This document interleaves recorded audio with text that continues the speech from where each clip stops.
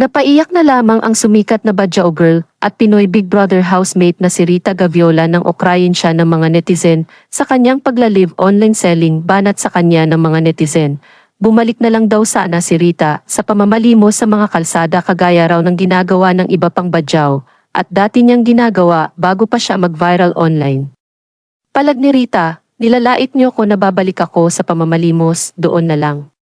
Kahit bumalik ako sa pamamalimos ko, proud ako, naghirap ako. Dumaan ako sa ganoong proseso. 'Di ba? Hindi maarte. Sana kayo nga rin nagkasakit para alam nyo, 'di ba? Sasabihin nyo sa akin, bumalik ako sa pamamalimos ko.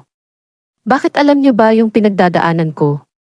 Sinasabi ko sa inyo, lait-laitin nyo ko sa pagiging Badjao ko, proud ako.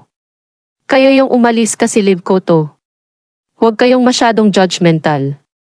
Sasabihin niyo bumalik ako sa pamamalimos dahil Badjao naman ako.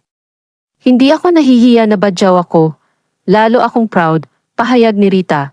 Ibinahagi ni Badjao girl na si Rita Gaviola na engaged na sila ng kanyang non-showbiz boyfriend na si Jeric Ong, ang ama ng kanyang anak Flynex at ipinamalita ni Rita ang tungkol dito matapos niyang i-post ang larawan nila ni Jeric na nakaluhod sa harapan niya at hawak ang kanyang kanang kamay. Nagpaabot naman ng pagbati sa kanya ang mga netizen. Kamakailan lamang ay naiyak si Rita nang sabihan siya ng bashers na magbalik na lamang siya pamamalimo sa kalsada kaysa mag-online selling.